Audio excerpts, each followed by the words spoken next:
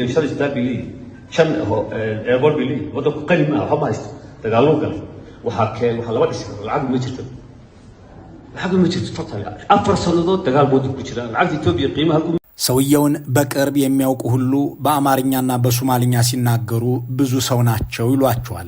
በአማርኛ የሚናገሩት ለአማርኛ አድማጮቻቸው እንዲማርክ አድርገው ነው። እንዳም ሆኖ በአማርኛም ሲናገሩ አንድ ሰው አይደሉም። ሁለት የተለያዩ አድማጮችን ኢላማ አድርገው ይናገራሉ። አንደኛው የኦህዴድ ብልጽግና አለቆቻቸውን የሚያስደስት ሲሆን፣ ሌላኛው ደግሞ የምስራቁ ኮከብ እያሉ ያወድሷቸው የነበሩትን ሰዎች ኢላማ ያደረገ ነው። እሳቸውን የምስራቁ ኮከብ እያሉ ያወደሱ የሚዲያ ሰዎች ለድርቅ ከተያዘ በጀት ጭምር እየተቀነሰ ወደ አካውንታቸው ሲዛወርላቸው እንደነበር ሲዘገብ ከርሟል። የሶማሌ ክልል እንስሳት በድርቅ እንዳያልቁ ተብሎ ለመኖ መግዣ የሚሆን ገንዘብ ከለጋሾች ሲሰጥ ሆድ ከአገር የሰፋባቸው ሰዎችም ከግመልና ፍየል ተነጥቆ የተሰጣቸውን አበል በልተዋል ተብሏል። እነዚህ በፌስቡክ አካውንታቸው መወድሰ ሙስጠፋ ጽፈው የባንክ አካውንታቸውን ያደለቡ ሰዎች በሚዲያ ስም ካሜራ ፊት ተቀምጠው ስለሳቸው ብፁዕ ወኩሌነት ለመናገር አይደክሙም። እናም ሙስጠፋ መሐመድ በእነዚህ ሰዎች በኩል የሚናገሩት ስለ ኢትዮጵያ ታላቅነትና ስለሳቸው ኮከብነት ነው። እንደገና በአማርኛ ሲናገሩ ደግሞ የለውጡን ተአምርነት፣ የብልጽግናን ሚራክልነት ነው። ይህኛው ንግግራቸው ከአክቲቪስትነት ወደ ፕሬዝዳንትነት ያሳደጓቸውን የኦህዴድ ብልጽግናዎችን ታሳቢ ያደረገ ነው።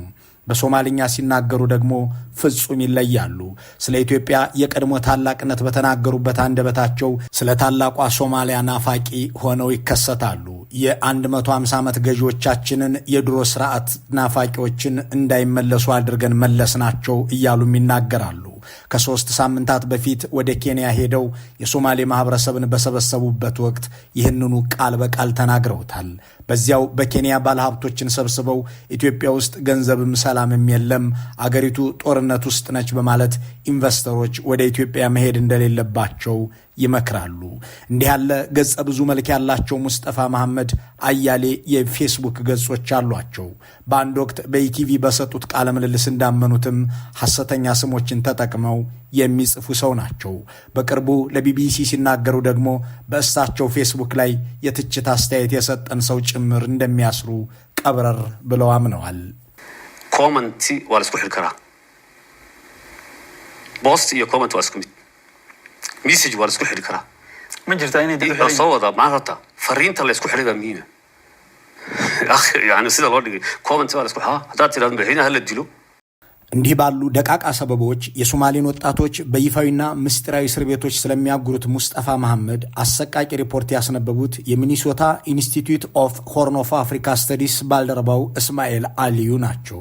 እስማኤል እንደ ሰላይም እንደ ተመራማሪም ሆነው ያጠናቀሩትን ይህንን ሪፖርት ዌር ጀስትስ ዳይድ ዘ ሎርድ ስላውተር ኤንድ ሬፕ ኢን ኤ ሃቫና ጄል የሚል ርዕስ ሰጥተውታል። ፍትህ የሞተበት አስፈሪው የእርድና የመደፈር ማዕከል ሃቫና እንደማለት። ጸሐፊው ያወጡት ይህ አስደናቂ የምርመራ ሪፖርት እንዴት ባለ ሁኔታ ጠቅላይ ሚኒስትሩ ጭምር እንደሚያውቁት ያትታል። በቀጥታ ወደ ጽሑፉ ስንገባ እንዲህ ይጀምራል። ሚስጥራዊውን የሃቫና እስር ቤት ጉድ ስሰማ በአንድ አሳሳቢ ችግር ውስጥ እንደወደቀው ተረዳው። ከአለቆቼ የተሰጠኝ ትዕዛዝ የለም። አስተማሪና ተመራማሪ እንደመሆኔ መጠን ስለ ፍትህና ስነ ምግባራዊ ግዴታዎች የተጻፉትን ሁሉ አነባለሁ። በግንቦትና ሚያዝያ ወር 2017 ዓ.ም የገጠመኝን አይነት የሞራል ሙግት ግን አጋጥሞኝ አያውቅም። ሞራልና ኃላፊነት የተደራረቡበት ስሜት አንተ ካልሆንክ ማን ሊናገር ነው? ድፈር ሲል አስጮኸኝ። ሚያዝያ 25 2017 ዓ.ም ወደ መስሪያ ቤቴ ሄጄ ለትምህርት ክፍል ኃላፊያችን የሕክምና እረፍት እንዲሰጠኝና ማረፍ እንደምፈልግ ነገርኩት። እንደመታደል ሆኖ የትምህርት ክፍለ ጊዜዎችን ጨርሼ ነበር። እናም አለቃዬ የ3 ሳምንት እረፍት ለገሰኝ። ዝምታ የመስበሩን ዘመቻም ጀመርኩት። ያን ዕለት ማታ ቦርሳ ሞልቶ ልብስ ሰብስቦ ስለመያዝ አላሰብኩም። መሳሪያዎቼን ብቻ መዘዝሁ። መሳሪያዎቼ የማስታወሻ መመዝገቢያ ደብተሬና እስክሪብቶዬ ናቸው። የሚሄደው እንደተለመደው ላለ የምርምር አሳይመንት እንዳልሆነ አውቃለሁ።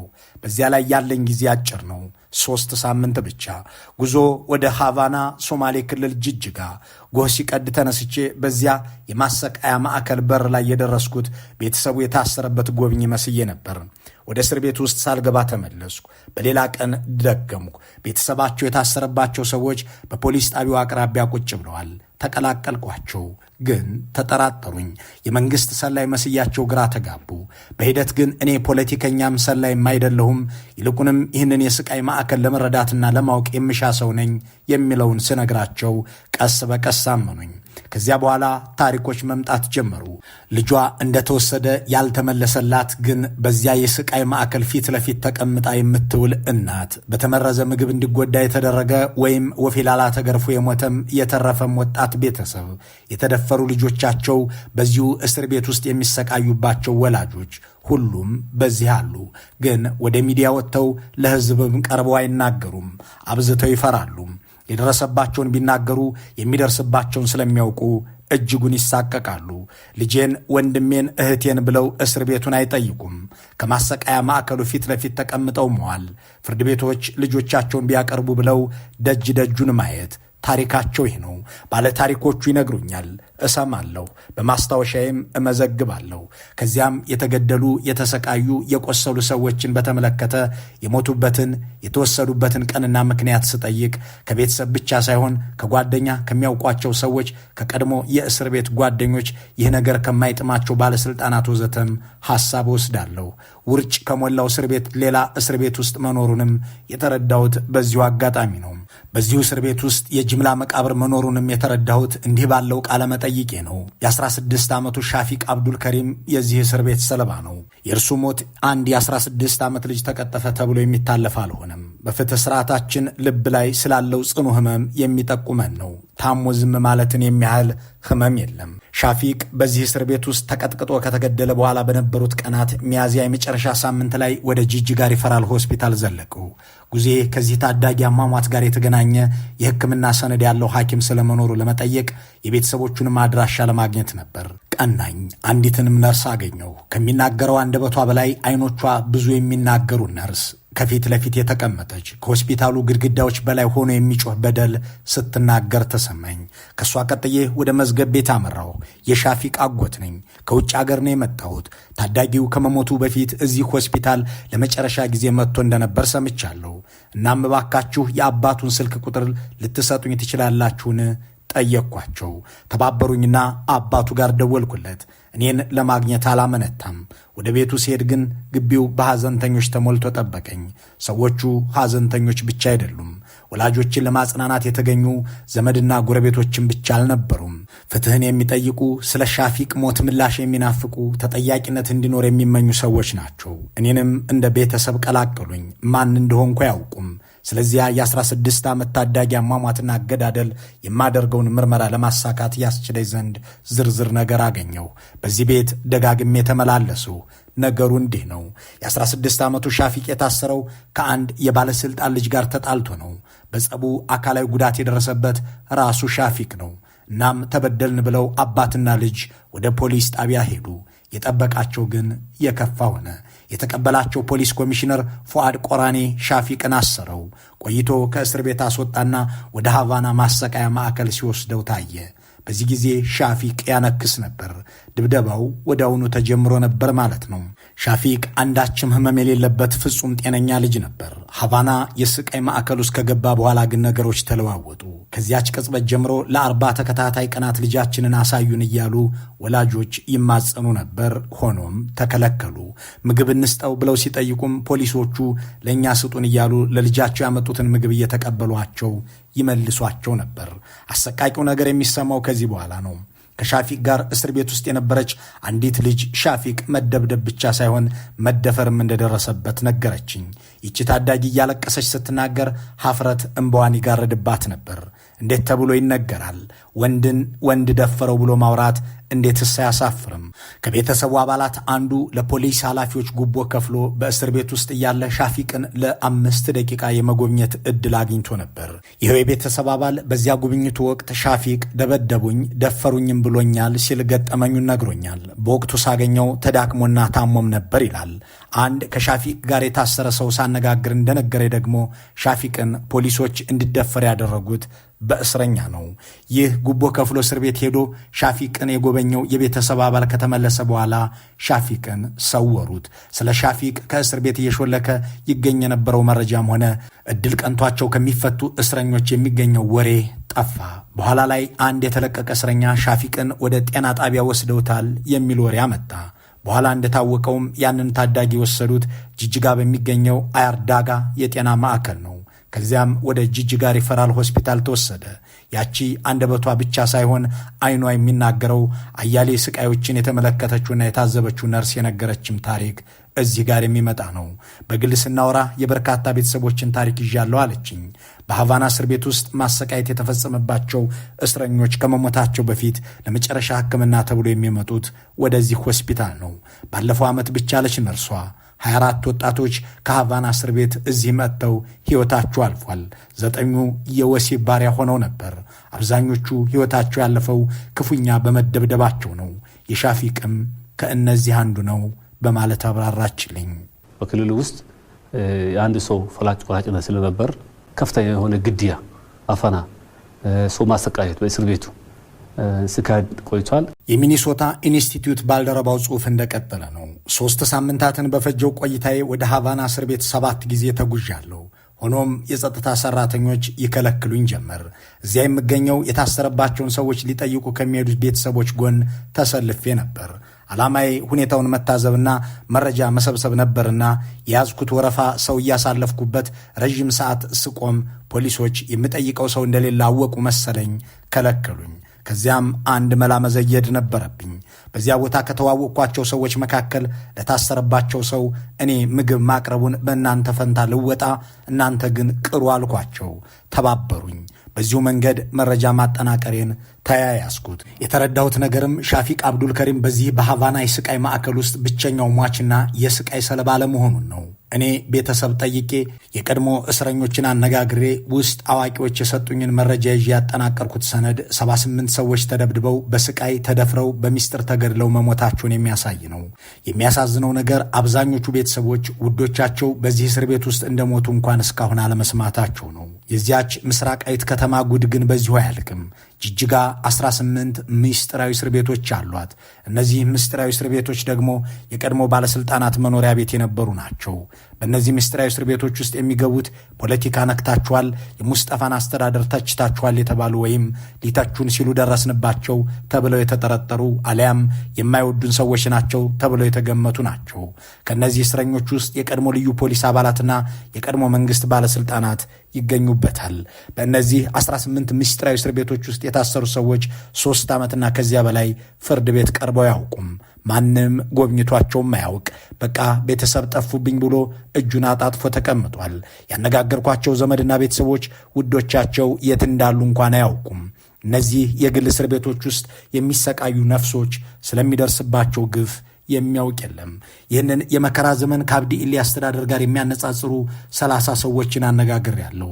በአብዲም ሆነ በሙስጠፋ ዘመን የታሰሩ ሰዎች ለሲያትል ፖስት ኢንቴሊጀንስ ከተናገሩት ጋር አንድ አይነት ነው።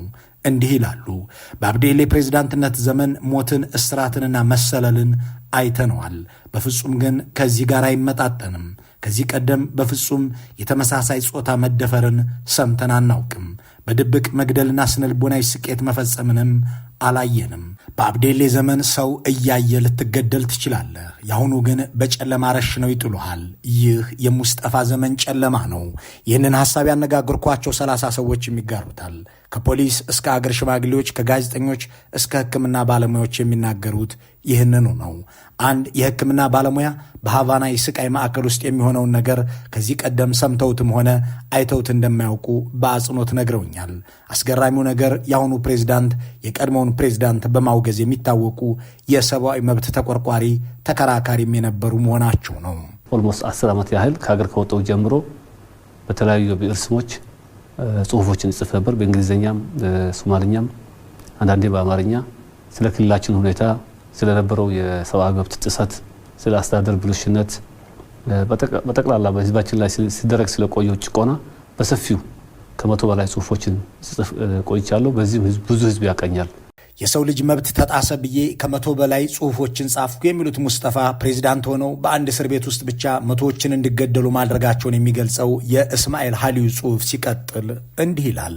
በሃቫና እስር ቤት ውስጥ ገብተው በድብደባ ብዛት እንዲገደሉ የሚደረጉ ሰዎች ወንጀላቸው ለችሎት ቀርበው በፍርድ ቤት አይመዘገብም።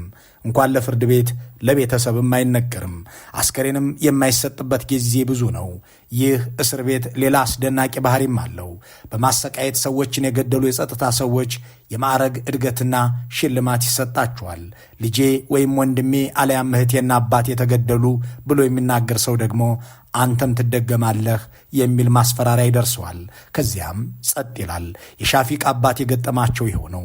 የደህንነት ሰዎች መጥተው ልጅህን እርሳው፣ ስለ ወደፊቱ አስብ፣ የሞተው ታሞ ነው፣ እናገራለሁ ብትል ወዮልህ ተብለዋል። እንዲያም ሆኖ አንዳንድ ደፋር ሰዎችን አላጣሁም። ስማቸው እንዲደበቅላቸው አስጠንቅቀው በማኅበረሰባቸው ላይ የሚደርሰውን መዓት ለማብራራት ፈቅደዋል። ለ15 ዓመት በካርማርዳ ሆስፒታል ውስጥ የሰሩት ነርስ በዚህ ሙያ ከተሰማራውበት ዘመን ጀምሮ እስረኞች ሲሞቱ አይቻለሁ። በወንድ ተደፍሮ የሚሞት ወንድ እስረኛ ያየሁት ግን አሁን ነው። ቅዠታም ሌሊቶችን እንዳሳልፍ የሚያደርግ መከራ ነው የማስተውለው ይላሉ። አሊ አብዲ ያልኳቸው የአገር ሽማግሌ ደግሞ ሰው ተገደለ የሚባለው ነገር እኛን ማስደንገጥ ካቆመ ቆይቷል። ግን ወንድ ወንድን ደፈረው የሚል ዘግናኝ ነገር አዲስ ነው። ይህንን ነገር የሚያደርጉት ምዕራባውያን ናቸው የሚባለውን ነበር የምናውቀው። የወደቅነው በሞራልም ጭምር ነው። እጅጉን ያስደነግጣል ይላሉ። አንድ የፖሊስ ባልደረባ ደግሞ በሃቫና እስር ቤት ውስጥ አስገድዶ መድፈር እየተፈጸመ መሆኑን ለኮሚሽነሩ ነገርኩት። ከዚያም እኔንም ወደዚሁ እስር ቤት አስገባኝ። እውነት በመናገሬ ዘብጥ እያወረድሁ ይላል። እኔ በነበርኩበት ክፍል ውስጥ በወሲብ ጥቃት በድብድባና በህመም እንዲሞቱ የተደረጉ ሰዎችን በዓይኔ አይቻለሁ የሚለው ደግሞ ለ6 ወራት በዚሁ የሃቫና ስቃይ ማዕከል ውስጥ የከረመው አብዲ ነው። ሐሰን መሐመድ በበኩላቸው ልጄን አሰሩብኝ። ያሰረው ኮሚሽነሩ ነው። እንዲፈታልህ ከፈለግ 300 ሺህ ብር ክፈል አለኝ። ተከራክሬ 200 ሺህ ብር ከፈልኩ። ልጄ ተፈታ። ነገሩ ንግድ ነው ይላሉ። የእሳቸውን ሐሳብ የሚደግፈው ፖሊሱ ሐሪብ ደግሞ ሰዎችን በዘፈቀደ እንድናስር ከአለቆቻችን እንታዘዛለን፣ የእስረኞቹ ቤተሰቦች ገንዘብ እስኪከፍሉ ድረስም እንድናስር እንደረጋለን ይላል። ፊቅ የተባሉ አንድ የታወቁ የሀገር ሽማግሌ አነጋግሬ ነበር። እንዲህ ያለው መከራና ስቃይ እንዲያበቃ ክልሉ እየሄደበት ያለው የተሳሳተ መንገድም እንዲስተካከል ሙስጠፋን ጠይቄው ነበር። ይህንን ሁሉ አሳምሮ ያውቃል። ፈልጎት ያደረገውና አስፈላጊ ነገር ነው ብሎ እንደሚያደርገውም ተረድቻለሁ በማለት ገልጸውልኛል። አንድ መሐመድ ዋሊ የተባሉ የብልጽግና ፓርቲ የክልሉ ከፍተኛ ሹም ደግሞ ጉዳዩን ጠቅላይ ሚኒስትር አብይም እንደሚያውቁት ነግረውኛል። እኒህ ሰው ሙስጠፋና አብይ በጉዳዩ ላይ ያደረጉትን ውይይትም ያውቃሉ። በሶማሌ ክልል እየተካሄደ ያለውን ነገር የማላውቅ እንዳይመስልህ። ምን አይነት የሰብአዊ መብት ጥሰት እንደምትፈጽሙ አውቃለሁ። በሃቫና ማሰቃያ ማዕከል ያለውን ነገር ሁሉ አውቀዋለሁ። ከሶማሌ ባህልና ስርዓት ውጭ የሆነ ተግባርም እንደምትፈጽሙ አውቃለሁ። አሁን እየጠበቅሁ ያለሁት ቀጣዩን እርምጃ ነው በማለት ጠቅላይ ሚኒስትሩ ለሙስጠፋ ነግረዋቸዋል ሲሉ መሐመድ ተርከውልኛል። አንድ የመንግስት ኃላፊ ደግሞ በዚህ ድርጊት የሚቆጡ ባለስልጣናት መኖራቸውን ገልጸው ይህ ነገር እንዲቆም አቶ ሙስጠፋን ጠይቀዋቸው ነበር። በጉዳዩ ላይ ጣልቃ ገብተን ሙስጠፋንና በዙሪያቸው ያለውን ገዢ ልሂቅ ጠይቀን ነበር። ሁሴን ሐሺና ጀኔራል አብዲ አሊ ዚያድ ይህ ነገር እንዲቆም ሲጠየቁ ፍላጎት እንደሌላቸው አብራርተውልናል ሲሉ ገጠመኛቸውን ገልጸዋል። 47 ሰዎችን ለዚህ ጽሑፍ ስል አነጋግሬያለሁ። ፍርሃት፣ እልህ፣ አጋር የለሽነት ውዶቻቸውን በተነጠቁ ቤተሰቦች ላይ የሚታይ ስሜት ነው። አንዳንድ ወላጆች ምግብ ይዘው ሃቫና ሲሄዱ ልጅሽ ታሞ ሞተ ይባላሉ። የሚኒሶታ ኢንስቲትዩት ባልደረባው ጥናታዊ ጽሑፍ ተጨምቆ ሲቀርብ ይህንን ይመስላል። በምስራቅ ኢትዮጵያ በጅጅጋ ከተማ በሶማሌ ክልል በዜጎች ላይ የሚፈጸመው በደልና ግፍ ከዚህ የሰፋ እንደሆነም ጽሑፉ ያትታል። መልካሙን ሁሉ በመመኘት በዚሁ እንሰናበታለን።